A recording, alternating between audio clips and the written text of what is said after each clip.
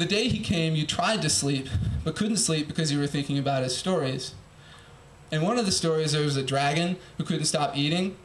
which reminded you of a movie you saw where a guy kept feeding himself until he exploded, which your dad thought was funny, but you thought was only kind of funny, but kind of scary too, because the food and the man and the explosion were all so gross looking and dirty. And what could be so funny about something so gross?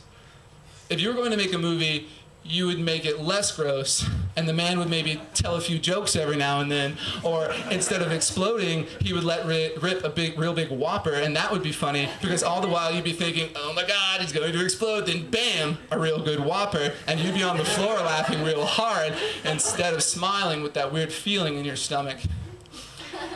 The man read another story that had pictures. They were of a guy underwater in what looked like black underwear, and you were laughing with a friend, because you guys, you go swimming in your underwear too,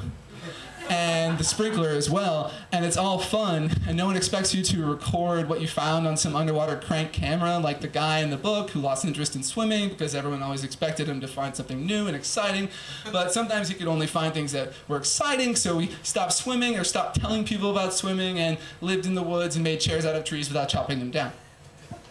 Then the man who writes books told you it was time to sleep, and suddenly you didn't feel like laughing or thinking about the movies or his books or anything anymore because you don't really like being told what to do or how you feel or that you're tired when maybe you're not or anything like that. So you were a little upset with him, and then he said you can't be a creative person who creates things unless you get enough sleep, and then he asked you to go all find your mats. For you to all go find your mats. There it is. When you found your mat, you were still a little uneasy with all of it, but you kept thinking about what he said and how you would remake that movie and the books he had made, and you thought you were maybe not a creative person who could create things, and if that were true, who would remake that movie or come up with the ideas for how to remake other things that could be funnier or better than they were, or different at least, or maybe new and exciting? These problems kept you awake all through the period when you were supposed to be sleeping, and you could hear the other kids sleeping, and one kid was making little high-pitched whispering sounds at the front of his mouth because he was dreaming, and probably about something that was making him scared or sad, though there was no way of telling what it was exactly. That was the kid you would later hit in the back of the head because he stole your things. But you didn't know that then, when you were unable to sleep and thinking about how you were going to be a creative person who created creative things, even though you couldn't get to sleep and didn't like to sleep when you were told, because hearing someone tell you over and over again what you think and feel and want and need is worse than having someone grab you by the wrist and spin you around or pick you up and shake you when all you want to do is stand still for a moment and think. When you were sleeping, no one else is themselves, but you are still you. That was what it was like to listen to the stories by the man who wrote books. You were still you, but suddenly everything else around you had changed, or could change, or seemed to change, until he told you it was time to go to sleep. Then you were you again, and you were supposed to get your mat, and they were them. Then he said you had to sleep in order to be a creative person, and all of a sudden, you weren't you again when you were laying down because you thought you were a creative person, but now you didn't want to sleep, so maybe you weren't who you thought you were, and all of this was a lot to take in at once. After you get out of timeout, the teacher reads you all a story, and you listen, but you don't listen, and you see the boy you hit sitting across from you, and he is listening very much and watching the teacher and isn't sad anymore. That makes you happy, because you want to make things, but not bad things, and everyone seemed to think that what you made during arts and crafts that day was bad. It was good to see that they could forget or change their minds, or maybe that what you had done wasn't so bad after all. Sorry, Andy. I'm going to just cover you in leaflets, pamphlets, and this is all about you. You listen to the story then, and sort of forget about the boy you hit, as he seems to have forgotten about you. And isn't it kind of neat that the same thing is happening then and there to the both of you? In the story the teacher read, a boy refused to take baths because he didn't like being told what to do, and people started crossing the street and stopped talking to him because he smelled so bad, but he loved to smell so bad because it was what he wanted, so he built a pile of trash and threw trash at everyone in the neighborhood until the city came and took away his pile of trash, and his mom made him take a bath. Then he had dinner and built a tower out of his food, and his mom watched him without saying anything, and then he ate it. And I stole the first half of that from Zach Coleman, who writes stories, and he's in the Textile Review, and he's great, and he's awesome. So if you recognize that, that's where that came from. You think the teacher read that story on purpose because she maybe knows how little you like being told what to do, and that you're trying to be a creative person who creates things, as well as be someone who gets along with others and is respectful of their minds and bodies. Mom taught me that. But it is hard sometimes, and you resent her reading such a bossy kind of story at story time when you do your best daydreaming and coming up with great ideas.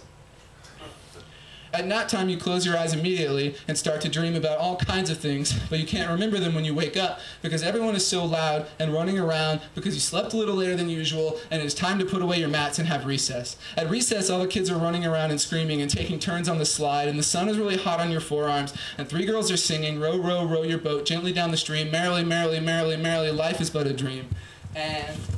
the teacher is sitting by them smiling, and she just looks so sad, so you look away and walk away, and you're not expected to look back. One of the girls singing is a blonde girl who one time let you touch a part of her she wouldn't let you see. She made you close your eyes and told you to guess which part of her it was, and you said, "Your ear?" And she said no and left and never told you and doesn't much talk to you anymore anyway. All of this made you sad at the time, very sad, but you couldn't say why. Like when you were guessing the part she let you touch, you could guess at why you felt sad, but you don't know, and you'd be wrong. You know you'd be wrong, and that whatever was really there was more interesting than what you guessed, but you just don't know or can't know, and you don't know how to know or what it is or what it was. But that doesn't matter much now, as you can hear her singing, and it's nice enough. It doesn't matter because you don't feel sad right now. You spot the slide and the steps to the slide, and you head that way. You remember then that in one of your dreams you were a cartoon character at the top of a waterfall, and everyone expected you to jump, and it was time for you to do so. You knew, though you had never seen it, that under the water, at the bottom of the waterfall, there was a starry kind of castle place where all the other boys who jumped had gone, and that was where you had to go for some mission or quest, and then you would be able to go back and forth through the water freely, and you would be the older and wiser and better than before. It wasn't that far of a jump, and it wasn't that scary because you knew it was on the other side. But you didn't want to jump, not really,